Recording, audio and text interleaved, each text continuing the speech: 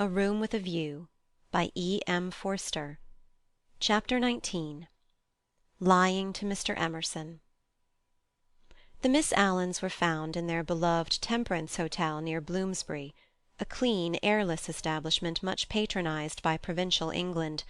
They always perched there before crossing the great seas, and for a week or two would fidget gently over clothes, guide-books, mackintosh squares, digestive bread, and other continental necessities.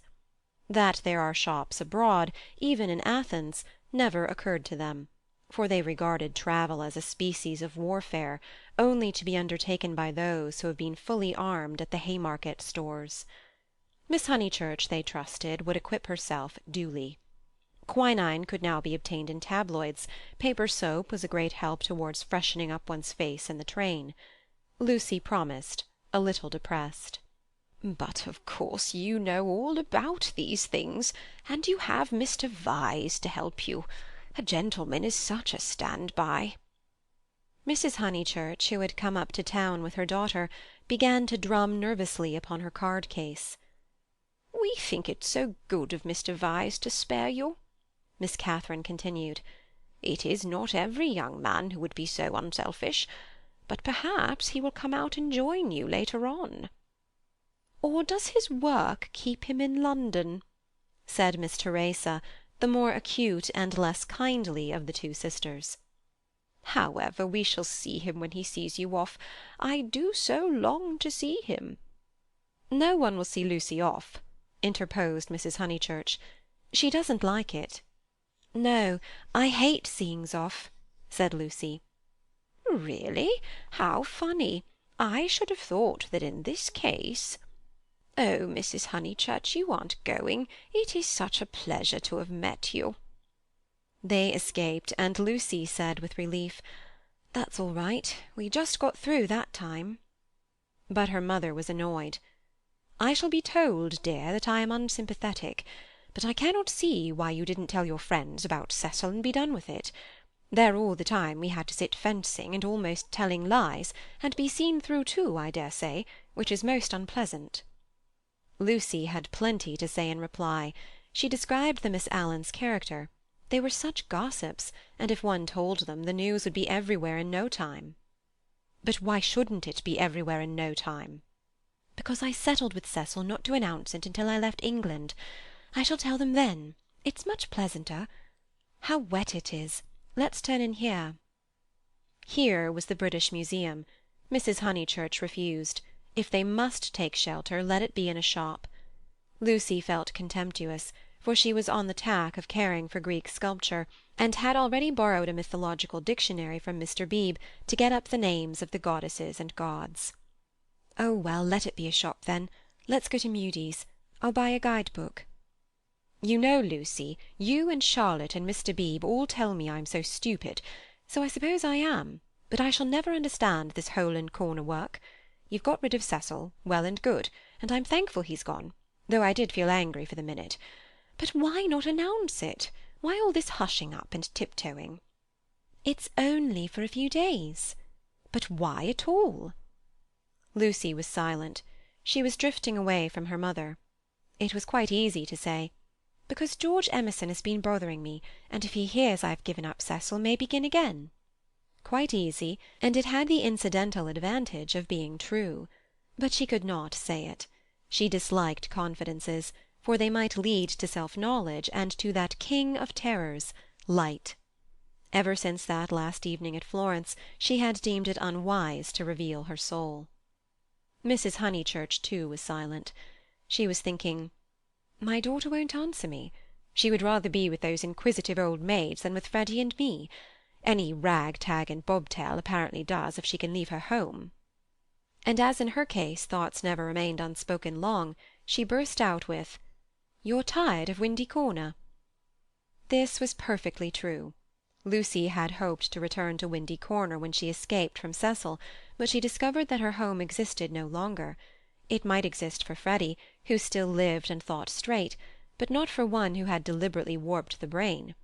She did not acknowledge that her brain was warped, for the brain itself must assist in that acknowledgment, and she was disordering the very instruments of life. She only felt, I do not love George. I broke off my engagement because I did not love George. I must go to Greece because I do not love George. It is more important that I should look up gods in the dictionary than that I should help my mother. Every one else is behaving very badly." She only felt irritable and petulant, and anxious to do what she was not expected to do, and in this spirit she proceeded with the conversation. "Oh, mother, what rubbish you talk! Of course I'm not tired of Windy Corner." "Then why not say so at once, instead of considering half an hour first?" She laughed faintly. "Half a minute would be nearer." "Perhaps you would like to stay away from your home altogether?" "Hush, mother! People will hear you." For they had entered Mudie's. She bought Baedeker, and then continued. "Of course I want to live at home, but as we are talking about it, I may as well say that I shall want to be away in the future more than I have been. You see, I come into my money next year." Tears came into her mother's eyes. Driven by nameless bewilderment, by what is in older people termed eccentricity, Lucy determined to make the point clear. "I've seen the world so little. I felt so out of things in Italy. I have seen so little of life. One ought to come up to London more. Not a cheap ticket like to-day, but to stop. I might even share a flat for a little with some other girl." "And mess with typewriters and latchkeys," exploded Mrs. Honeychurch, "and agitate and scream and be carried off kicking by the police, and call it a mission when no one wants you, and call it duty when it means that you can't stand your own home, and call it work when thousands of men are starving with the competition as it is, and then to prepare yourself find 2 doddering old ladies and go abroad with them." "I want more independence," said Lucy lamely. She knew that she wanted something, and independence is a useful cry. We can always say that we have not got it. She tried to remember her emotions in Florence. Those had been sincere and passionate, and had suggested beauty rather than short skirts and latchkeys. But independence was certainly her cue. "Very well. Take your independence and be gone. Rush up and down and round the world, and come back as thin as a lath with the bad food. Despise the house that your father built and the garden that he planted, and our dear view, and then share a flat with another girl." Lucy screwed up her mouth and said, "Perhaps I spoke hastily." "Oh, goodness!" her mother flashed.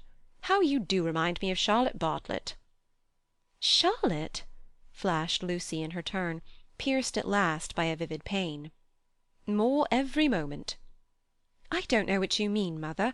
Charlotte and I are not the least alike." "Well, I see the likeness. The same eternal worrying, the same taking back of words. You and Charlotte trying to divide 2 apples among 3 people last night might be sisters."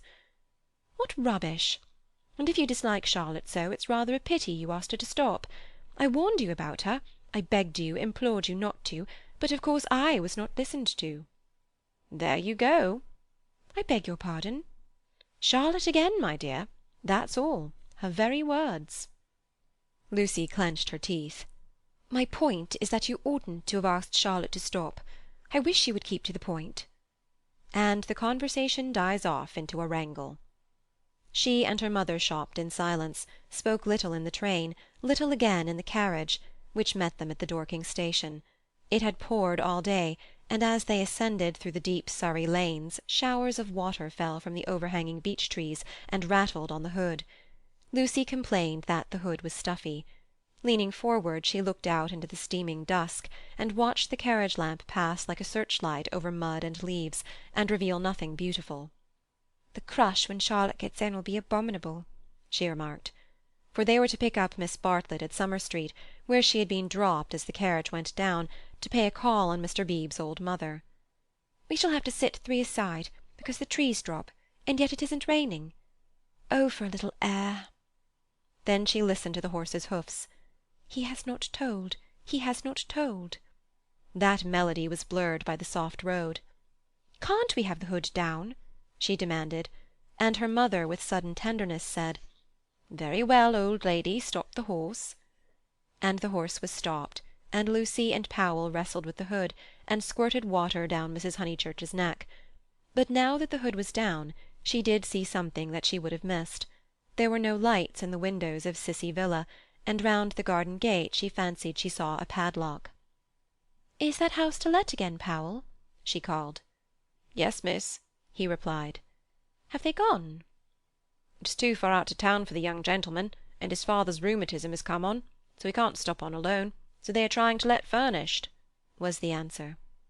"They have gone, then?" "Yes, miss, they have gone." Lucy sank back. The carriage stopped at the rectory. She got out to call for Miss Bartlett. So the Emersons had gone, and all this bother about Greece had been unnecessary. Waste. That word seemed to sum up the whole of life. Wasted plans, wasted money, wasted love, and she had wounded her mother. Was it possible that she had muddled things away? Quite possible. Other people had. When the maid opened the door she was unable to speak, and stared stupidly into the hall. Miss Bartlett at once came forward, and after a long preamble asked a great favour. Might she go to church? Mr. Beebe and his mother had already gone, but she had refused to start until she had obtained her hostess's full sanction, for it would mean keeping the horse waiting a good 10 minutes more. "Certainly," said the hostess wearily. "I forgot it was Friday. Let's all go. Powell can go round to the stables." "Lucy, dearest—" "No church for me, thank you." A sigh, and they departed. The church was invisible, but up in the darkness to the left there was a hint of colour. This was a stained window, through which some feeble light was shining, and when the door opened Lucy heard Mr. Beebe's voice running through the litany to a minute congregation. Even their church, built upon the slope of the hill so artfully, with its beautiful raised transept and its spire of silvery shingle, even their church had lost its charm, and the thing one never talked about, religion, was fading like all the other things. She followed the maid into the rectory. Would she object to sitting in Mr. Beebe's study? There was only that one fire. She would not object. Someone was there already, for Lucy heard the words, "A lady to wait, sir." Old Mr. Emerson was sitting by the fire, with his foot upon a gout-stool. "Oh, Miss Honeychurch, that you should come!" he quavered, and Lucy saw an alteration in him since last Sunday. Not a word would come to her lips. George she had faced, and could have faced again, but she had forgotten how to treat his father. "Miss Honeychurch, we are so sorry. George is so sorry. He thought he had a right to try. I cannot blame my boy, and yet I wish he had told me first. He ought not to have tried. I knew nothing about it at all." If only she could remember how to behave. He held up his hand. "But you must not scold him." Lucy turned her back and began to look at Mr. Beebe's books. "I taught him," he quavered, "to trust in love. I said, when love comes, that is reality. I said, passion does not blind. No, passion is sanity, and the woman you love, she is the only person you will ever really understand." He sighed. "True, everlastingly true, though my day is over, and though there is the result. Poor boy. He is so sorry. He said that he knew it was madness when you brought your cousin in, that whatever you felt, you did not mean. Yet—" His voice gathered strength. He spoke out to make certain. "Miss Honeychurch, do you remember Italy?" Lucy selected a book, a volume of Old Testament commentaries. Holding it up to her eyes, she said, "I have no wish to discuss Italy or any subject connected with your son." "But do you remember it?" "He has misbehaved himself from the first." "I only was told that he loved you last Sunday. I never could judge behaviour. I suppose he has." Feeling a little steadier, she put the book back and turned round to him. His face was drooping and swollen, but his eyes, though they were sunken deep, gleamed with a child's courage. "Why, he has behaved abominably," she said. "I am glad he is sorry. Do you know what he did?" "Not abominably," was the gentle correction. "He only tried what he should not have tried. You have all you want, Miss Honeychurch. You are going to marry the man you love. Do not go out of George's life saying he is abominable." "No, of course," said Lucy, ashamed at the reference to Cecil. "Abominable is too strong a word. I am sorry I used it about your son. I think I will go to church after all. My mother and cousin have gone. I shall not be so very late." "Especially as he has gone under," he said quietly. "What was that?" "Gone under naturally." He beat his palms together in silence. His head fell on his chest. "I don't understand." "As his mother did." "But, Mr. Emerson, what are you talking about?" "When I wouldn't have George baptized," said he. Lucy was frightened. "And she agreed that baptism was nothing, but he caught that fever when he was 12, and she turned round. She thought it a judgment." He shuddered. "Oh, horrible, when we had given up that sort of thing and broken away from her parents. Oh, horrible, worst of all, worse than death, when you have made a little clearing in the wilderness, planted your little garden, let in your sunlight, and then the weeds creep in again. A judgment. And our boy had typhoid because no clergyman had dropped water on him in church. Is it possible, Miss Honeychurch? Shall we slip back into the darkness forever?" "I don't know," gasped Lucy. "I don't understand this sort of thing. I was not meant to understand it." "But Mr. Eager, he came when I was out and acted according to his principles. I don't blame him or any one. But by the time George was well, she was ill. He made her think about sin, and she went under thinking about it." It was thus that Mr. Emerson had murdered his wife in the sight of God. "Oh, how terrible!" said Lucy, forgetting her own affairs at last. "He was not baptized," said the old man. "I did hold firm." And he looked with unwavering eyes at the rows of books, as if, at what cost, he had won a victory over them. "My boy shall go back to the earth untouched." She asked whether young Mr. Emerson was ill. "Oh, last Sunday." He started into the present. "George last Sunday. No, not ill, just gone under. He is never ill. But he is his mother's son. Her eyes were his, and she had that forehead that I think so beautiful, and he will not think it worth while to live. It was always touch and go. He will live, but he will not think it worth while to live. He will never think anything worth while. You remember that church at Florence?" Lucy did remember, and how she had suggested that George should collect postage stamps. "After you left Florence. Horrible. Then we take the house here, and he goes bathing with your brother, and became better. You saw him bathing?" "I am so sorry, but it is no good discussing this affair. I am really deeply sorry about it." "Then there came something about a novel. I didn't follow it all. I had to hear so much, and he minded telling me. He finds me too old. Ah, well, one must have failures. George comes down to-morrow and takes me up to his London rooms. He can't bear to be about here, and I must be where he is." "Mr. Emerson," cried the girl, "don't leave, at least not on my account. I am going to Greece. Don't leave your comfortable house." It was the first time her voice had been kind, and he smiled. "How good every one is!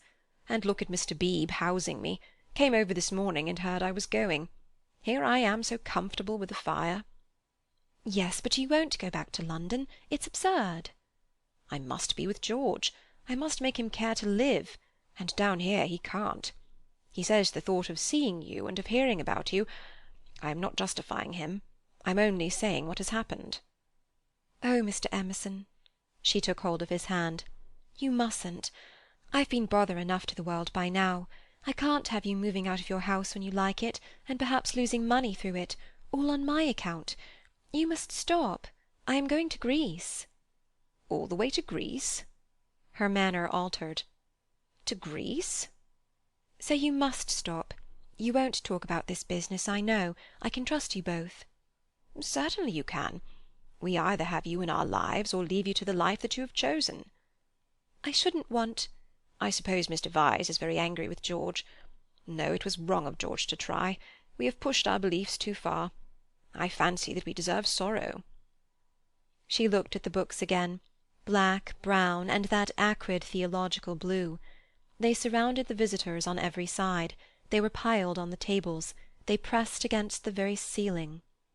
To Lucy, who could not see that Mr. Emerson was profoundly religious, and differed from Mr. Beebe chiefly by his acknowledgment of passion, it seemed dreadful that the old man should crawl into such a sanctum when he was unhappy, and be dependent on the bounty of a clergyman.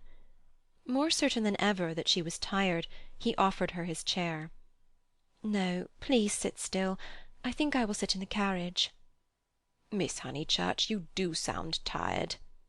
Not a bit, said Lucy with trembling lips. But you are, and there's a look of George about you. And what were you saying about going abroad? She was silent. Greece. And she saw that he was thinking the word over. Greece? But you were to be married this year, I thought. Not till January it wasn't, said Lucy, clasping her hands. Would she tell an actual lie when it came to the point?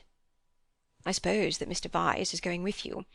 I hope it isn't because George spoke that you are both going. No. I hope that you will enjoy Greece with Mr. Vyse. Thank you. At that moment Mr. Beebe came back from church. His cassock was covered with rain. That's all right, he said kindly. I counted on you two keeping each other company. It's pouring again. The entire congregation, which consists of your cousin, your mother, and my mother, stands waiting in the church till the carriage fetches it. Did Powell go round? I think so. I'll see. No, of course I'll see. How are the Miss Allens? Very well, thank you. Did you tell Mr. Emerson about Greece? I did. Don't you think it very plucky of her, Mr. Emerson, to undertake the two Miss Allens? Now, Miss Honeychurch, go back, keep warm. I think 3 is such a courageous number to go travelling. And he hurried off to the stables. He is not going, she said hoarsely. I made a slip. Mr. Vyse does stop behind in England. Somehow it was impossible to cheat this old man. To George, to Cecil, she would have lied again, but he seemed so near the end of things, so dignified in his approach to the gulf, of which he gave one account, and the books that surrounded him another, so mild to the rough paths that he had traversed, that the true chivalry—not the worn-out chivalry of sex, but the true chivalry that all the young may show to all the old—awoke in her, and at whatever risk, she told him that Cecil was not her companion to Greece. And she spoke so seriously that the risk became a certainty, and he, lifting his eyes, said, "You are leaving him? You are leaving the man you love?" I had to. Why, Miss Honeychurch? Why? Terror came over her, and she lied again. She made the long convincing speech that she had made to Mr. Beebe, and intended to make to the world when she announced that her engagement was no more. He heard her in silence, and then said, "My dear, I am worried about you. It seems to me," dreamily, she was not alarmed, "that you are in a muddle." She shook her head. "Take an old man's word, there's nothing worse than a muddle in all the world. It is easy to face death and fate and the things that sound so dreadful. It is on my muddles that I look back with horror, on the things that I might have avoided. We can help one another but little. I used to think I could teach young people the whole of life, but I know better now, and all my teaching of George has come down to this: beware of muddles. Do you remember in that church when you pretended to be annoyed with me and weren't? Do you remember before when you refused the room with a view? Those were muddles, little but ominous, and I am fearing that you are in one now." She was silent. "Do trust me, Miss Honeychurch. Though life is very glorious, it is difficult." She was still silent. "Life," wrote a friend of mine, "is a public performance on the violin, in which you must learn the instrument as you go along. I think he puts it well. Man has to pick up the use of his functions as he goes along, especially the function of love." Then he burst out excitedly, "That's it! That's what I mean! You love George!" And after his long preamble, the 3 words burst against Lucy like waves from the open sea. "But you do," he went on, not waiting for contradiction. "You love the boy body and soul, plainly, directly, as he loves you, and no other word expresses it. You won't marry the other man for his sake." "How dare you?" gasped Lucy, with the roaring of waters in her ears. "Oh, how like a man! I mean to suppose that a woman is always thinking about a man." "But you are." She summoned physical disgust. "You're shocked, but I mean to shock you. It's the only hope at times. I can reach you no other way. You must marry, or your life will be wasted. You have gone too far to retreat. I have no time for the tenderness and the comradeship and the poetry and the things that really matter, and for which you marry. I know that with George you will find them, and that you love him. Then be his wife. He is already part of you. Though you fly to Greece and never see him again, or forget his very name, George will work in your thoughts till you die. It isn't possible to love and to part. You will wish that it was. You can transmute love, ignore it, muddle it, but you can never pull it out of you. I know by experience that the poets are right. Love is eternal." Lucy began to cry with anger, and though her anger passed away soon, her tears remained. "I only wish poets would say this too, that love is of the body. Not the body, but of the body. Ah, the misery that would be saved if we confessed that. Ah, for a little directness to liberate the soul. Your soul, dear Lucy. I hate the word now because of all the cant with which superstition has wrapped it round. But we have souls. I cannot say how they came, nor whither they go, but we have them, and I see you ruining yours. I cannot bear it. It is again the darkness creeping in. It is hell." Then he checked himself. "What nonsense I have talked! How abstract and remote! And I have made you cry. Dear girl, forgive my prosiness. Marry my boy. When I think what life is, and how seldom love is answered by love, marry him.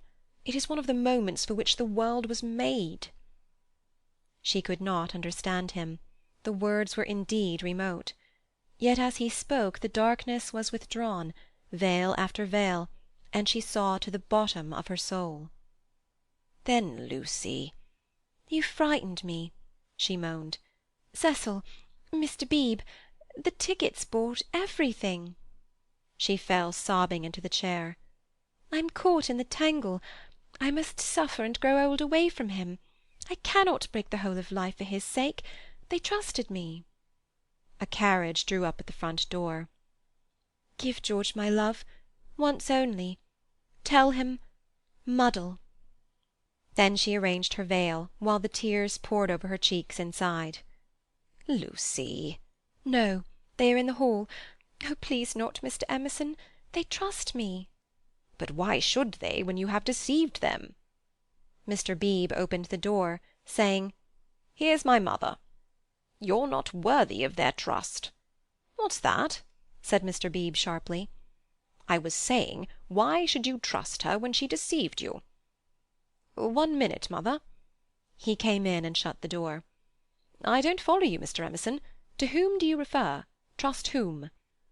"I mean she has pretended to you that she did not love George. They have loved one another all along." Mr. Beebe looked at the sobbing girl. He was very quiet, and his white face, with its ruddy whiskers, seemed suddenly inhuman. A long black column, he stood and awaited her reply.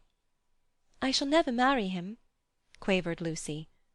A look of contempt came over him, and he said, "Why not?" "Oh, Mr. Beebe, I have misled you. I have misled myself." "Oh, rubbish, Miss Honeychurch." "It is not rubbish," said the old man hotly. "It's the part of people that you don't understand." Mr. Beebe laid his hand on his shoulder pleasantly. "Lucy! Lucy!" called voices from the carriage. "Mr. Beebe, could you help me?" He looked amazed at the request, and said in a low, stern voice, "I am more grieved than I can possibly express. It is lamentable, lamentable, incredible." "What is wrong with the boy?" fired up the other again. "Nothing, Mr. Emerson, except that he no longer interests me. Marry George, Miss Honeychurch. He will do admirably." He walked out and left them. They heard him guiding his mother upstairs. "Lucy!" the voices called. She turned to Mr. Emerson in despair. But his face revived her. It was the face of a saint who understood. "Now it is all dark. Now beauty and passion seem never to existed. I know. But remember the mountains over Florence and the view. Ah, dear, if I were George and gave you one kiss, it would make you brave. You have to go cold into a battle that needs warmth, out into the muddle that you have made yourself. And your mother and all your friends will despise you, oh, my darling, and rightly, if it is ever right to despise. George still dark, and all the tussle and the misery without a word from him. Am I justified?" Into his own eyes tears came. "Yes, for we fight for more than love or pleasure. There is truth. Truth counts. Truth does count." "You kiss me," said the girl. "You kiss me. I will try." He gave her a sense of deities reconciled, a feeling that, in gaining the man she loved, she would gain something for the whole world. Throughout the squalor of her homeward drive—she spoke at once—his salutation remained. He had robbed the body of its taint, the world's taunts of their sting. He had shown her the holiness of direct desire. She "never exactly understood," she would say in after years, "how he managed to strengthen her. It was as if he had made her see the whole of everything at once." End of chapter 19.